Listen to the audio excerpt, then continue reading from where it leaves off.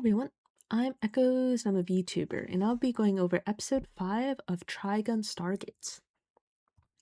So, not too much happens this episode, so I'll just go over this somewhat briefly, as it mostly focuses on the backstory of Midvalley, who is, I believe, the instrument player here.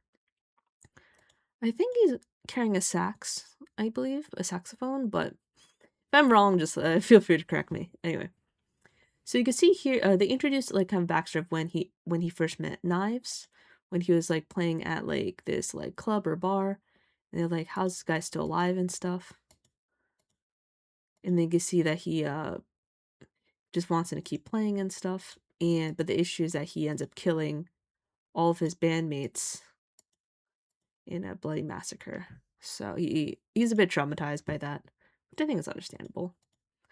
And then you can see here's Midvalley, and he's kind of like talking about how he killed a lot of people, has a lot of guilt around that.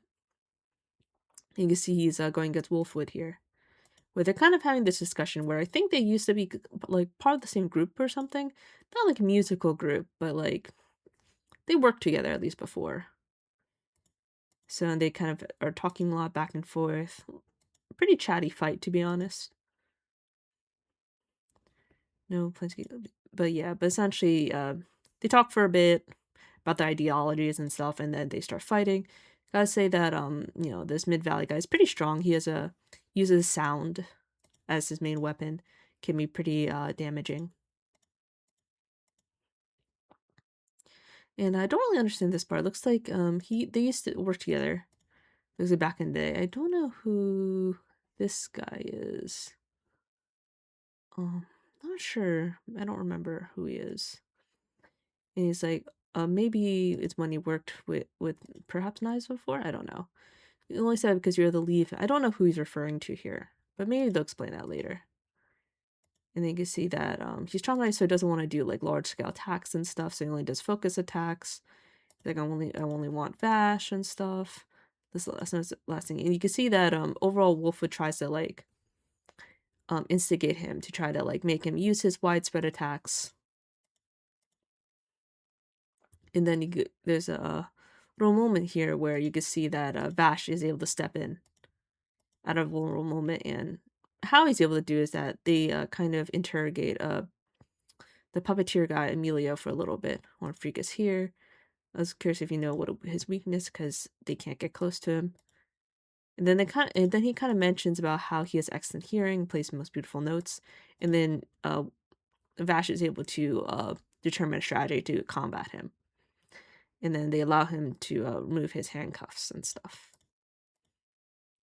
And then you see Vash is able to get close to destroy the parts on the instrument that are causing the sound wave damage and stuff. Really gave me the tip I needed. You see that he looks like he only keeps the mouthpiece here. And then you can see like nobody's gonna kill anyone, I'll protect everyone. You see that in a way, I guess Midvalley is kind of surprised at how different Vash is from his brother. There's nothing good about it. Protecting enemy, you're really a soft guy. And you can say you can't give up on Vash, nor the planets or allies, so they kind of want everything. They have a lot of ammunition, kind of return to the shelters and stuff, so they're trying to do what they can to protect the ship. Friends are in trouble, do my best to help them. Gonna shut immediately, and then I'm going to protect everybody. You can see that these the two Knives are like, you send them to ship 3 just to figure out if something might happen. It's like, are you talking? And then this guy's like that really bombastic guy who kind of just enjoys killing people and stuff, and he's like, the best part comes in last, you know. And then we'll take all the plants for shift 3 and bring Knives back completely. So you can see that looks like, I mean, all of his Knives act differently, but this guy in particular, who's right here earlier, was particularly worships Knives in particular.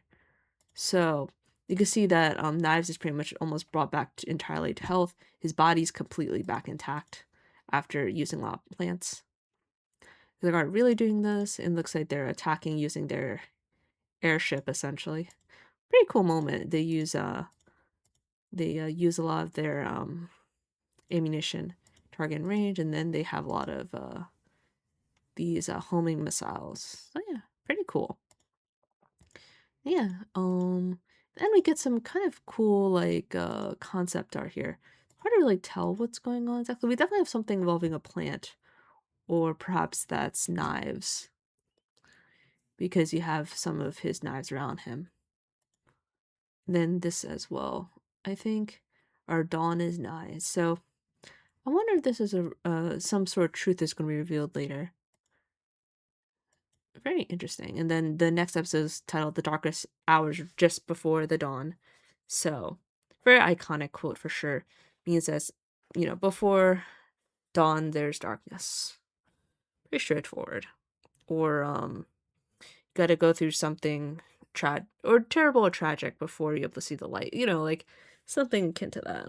But yeah, overall, really, really good episode. I do think it's a little wordy with the battles. I'm not really too crazy about that because it's very shonen, which is like whatever. But I do appreciate their discussions on their philosophy and stuff, and also how Wolfwood's able to distract Midvalley so Vash can get in. Um, but yeah, but it's kind of like what do you call it? This is still like a build-up episode before this upcoming one, which I feel like has a bit more of a climax, as it's also the middle, roughly in the middle of the series, of this season in particular. But yeah, anyway, that's all for me. Just keeping it short and sweet. But regardless, thanks for listening. We got this far. And yeah, hope everyone has a good rest of your day. Take care.